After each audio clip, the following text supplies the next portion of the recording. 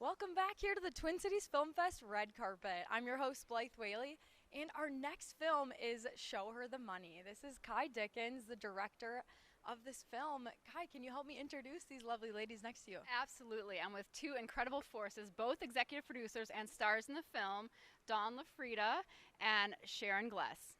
Awesome. Can you tell us a little bit about your film before we dive in further? Absolutely. Well, I think everything hangs on the statistic that 2% of venture capital funds go to women, meaning that our inventions, our companies have a much harder time getting into the ring of the American and global economy, and a lot of great inventions and ideas are left on the table, and also a lot of money that could be made by female investors and male investors is not being made because these women's ideas are not getting funded. And Dawn, can you help me talk about that relationship or how you got brought onto this film? How did this go about? Well, sure. I'm an entrepreneur myself, and I've been in business a long time, and I've realized that over the years, women haven't progressed in the time frame that they really should have. So I got really passionate about saying, what can I do to bring awareness to making sure other women know there's resources out there for them, even in terms of mentorship, as well as finding money. And Sharon, can you talk about your relationship with this film and how you got brought onto it? Well, I'm very excited. My one of my title is executive producer, but really there are a lot of people who do all the work. I think I represent the old guard because this is now about women today. But when I was young, discussing money was considered bad taste. You were just, we were shut down, shoved down, and now women are coming forth. And now it's time to invest in them. I'm emotional about it, sorry. But that's why I'm here. I'm the old guard. And that's Sharon awesome. says in the film, which I think is such a powerful statement, women couldn't even get credit cards on their own into the 70s. I mean, we've been shut out of the financial world, and it's been on purpose. And Sharon said talking about money was in bad taste. It just wasn't something women felt comfortable discussing. And our film is trying to change the relationship women have with money. Yeah, and as you came up with the direction of this film and how you exactly wanted to portray this, was that difficult to come up with the angle of how you wanted to make sure? Because there's so much you probably could get into on this topic. Well, I think if you say the words venture capital, everyone's bored. I mean, there's like nothing about that seems exciting, right? So I think the root of the excitement comes from these founders and these investors who have these very human stories. I mean, Dawn is a rags to riches story. She came from nothing, and bought a restaurant and now owns more restaurants than any woman in the United States of America. Like, that is something. And when you look at these women's stories, that's what makes it fascinating. And the number one thing is we wanted to make sure we showed both ends of the table, the investors, the people funding these women, and the women themselves that have these dreams that are scraping by, trying to bootstrap their inventions. And of course, diversity and inclusion, we wanted to make sure people saw themselves in the stories reflected on the film.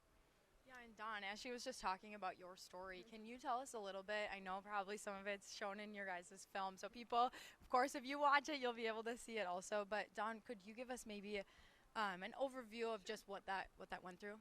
Sure.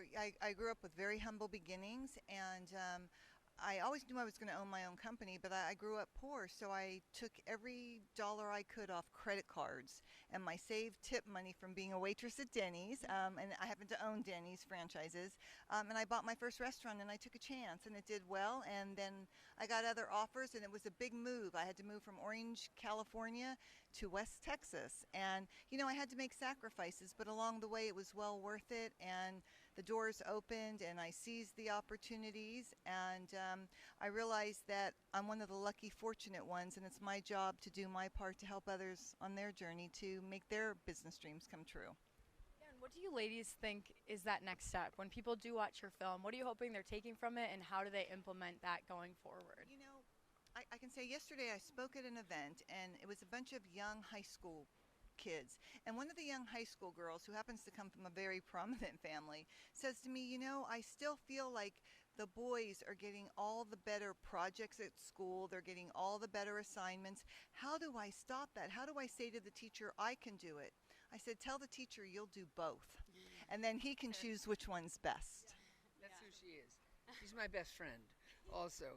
And I'm speaking from the history of when women didn't discuss money, and I was fortunate enough to make a considerable amount of money in my life. And my best friend here, who is running a company, she handles my money.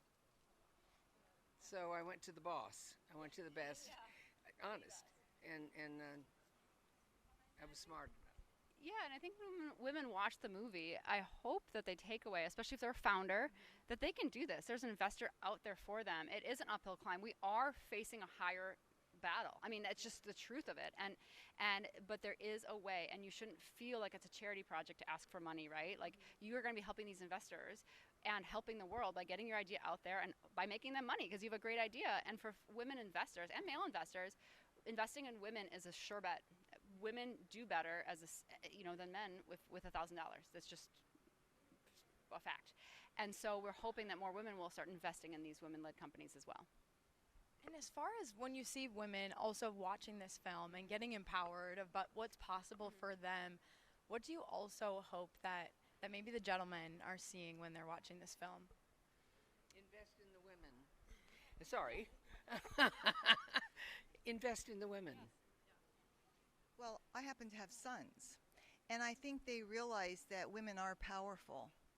And I think when you grow up with a mom who works hard and has done a lot, they realize, women, they contribute quite a bit, and they go far. They have dreams, they have ideas, they build empires, and my sons often say to me, if you can do it, I can do it.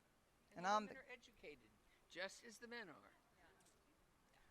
Show her the money. You guys, ladies, excuse me. We're so glad you're here in a very powerful film. And you guys, make sure that you're checking it out if you aren't here today. These ladies did a great job in it. Thank you so much. Absolutely. Show her the money. Thank you. Show her the money. Thanks, you guys. An awesome interview coming up next. Make sure you're staying tuned.